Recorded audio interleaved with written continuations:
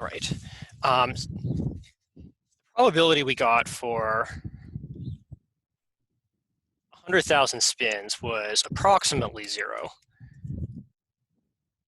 The casino is not likely to lose. The house always wins, as they say. So the question is that's the chances of them of them breaking even or coming out ahead. A casino is a business. They don't just want to make sure that they don't lose money. They want to have a good idea of how much money that they're going to make. So instead of just saying, what are the chances that they lose, and we know that they pretty much have no chance of losing. Let's try to find out where exactly they end up, how much are they winning. There's the chance the player wins is about 47%, so the casino should be winning approximately 53% of the spins. How close to 53%, or whatever that is, 52.6%? How close is it going to be? Is it possible that they win just a hair over half, or are they actually winning really close to 52%? So let's find a 99% interval. So in other words, an interval where the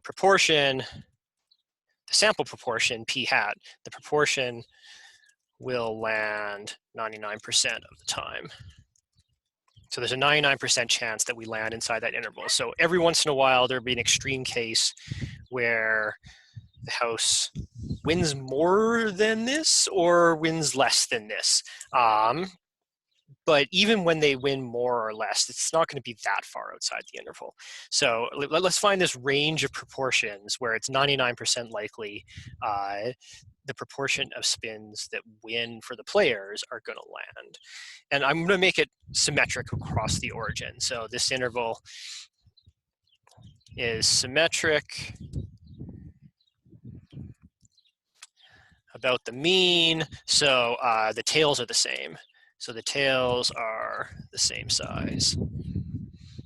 So there's sort of like 0.5% on the high end and 0.5% on the low end that come out the same. So let's flip over to Minitab. We did questions like this last day where we knew how much we wanted in the tails.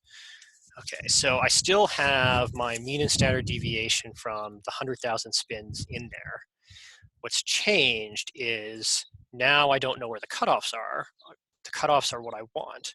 Instead, what I know is the probability. I know that I want the middle of the bell to be 99%, and the last 1% I want to be split evenly between the two tails. So that's the both tails option, and there's 1% to be split between those two tails. Okay, so let's do this computation. I know the probability. It's in the middle of the bell. Minitab wants the amount in the tails, so 99% in the middle leaves 1% to be split between the two tails. So we hit OK, and I see that the interval is from 4696 to 4778. Okay, so I'm going to flip back to Word and write those numbers down.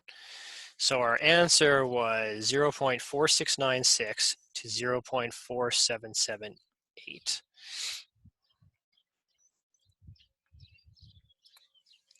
Okay, so not only is the casino pretty much guaranteed to win more than half, there's a 99% chance that the players are winning a proportion in this range. Like the players aren't just not getting over half, they aren't even getting over 48%. The casino is going to win more than 52%. Like the whatever 1 minus these numbers is, that's how much the casino is likely to win 99% of the time. And like I said, there's a 1% chance they're outside of this range, but realistically, when they're outside of it, they're not far outside of it, because that just means there's a little bit of the tail, and as you get higher or further down the tail, like those percentages drop off really, really fast. So even when they're outside of this range, they're not very far outside of it. Okay, so this is what we're going to call like a 99% confidence interval. So we're 99% confident that the sample proportion is going to land in this range. I would like to, like, whenever you're finding 99% confidence intervals, you're always sort of like the same number of standard deviations away from the mean. So let's sort of do a follow-up here. How many standard deviations from the mean are these interval edges? So the endpoints of the interval. Okay, so it's symmetric. So one of them is a certain distance above the mean, the other is a certain distance below the mean, and it should be symmetric on either side. So basically, how far above the mean are we? So 0.4778 minus the mean. So the mean I typed into Minitab was 4737.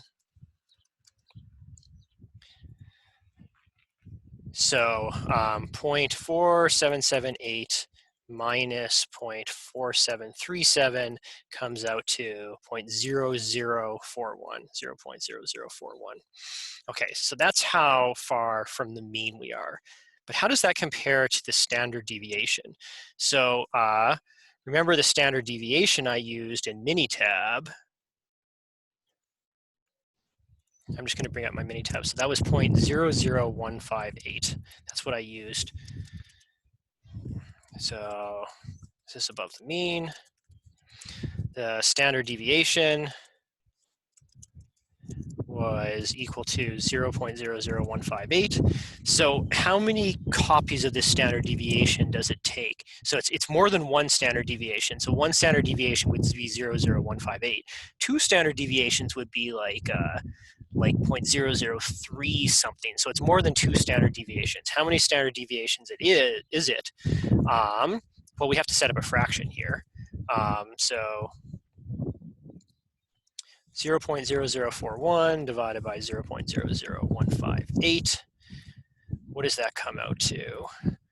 0.0041 divided by 0.00158. So this comes out to 2.595. 2.595. So the edge of this confidence interval is 2.595 standard deviations above the mean. And the bottom end should be 2.595 standard deviations below the mean. So this number that we just computed, how many standard deviations we are from the mean, there's a name for that. It's called the z-score. So this is the number of standard deviations from the mean of a particular result. Okay, so we have a formula for that. So you know the mean, you know the standard deviation. You want to find the z-score of a specific possible outcome. And you set up a fraction, you figure out how far away from the mean you are. So let's say you're checking, like your particular result is x, and you want to know how far you are from the mean, so you subtract the mean. That's what we did up here. The particular result I wanted to check was 0.4778. So I subtracted the mean. I found out I was 0.0041 above the mean. So you take the particular result you want to find the z-score for, you subtract the mean to see how far from the mean you are, and then you divide that by the standard deviation, because you don't want to just find how far you are from the mean. You want to know how many standard deviations you are from the mean. And when you switch to the z-score like that, that's when you've basically reset things to the standard normal distribution. Okay, so the z-score for the endpoints of a 99% confidence interval are always the same. And 2.595 isn't quite right because I did a bunch of rounding errors. So really, if it's to 3 decimal places, it's 2.576. That is how many standard deviations it should be away. And the reason this doesn't come out right is because I just did too many rounding steps in between. It should have been 2.576. Okay, so I think that's enough for this example, and then we'll do a new video for the next example.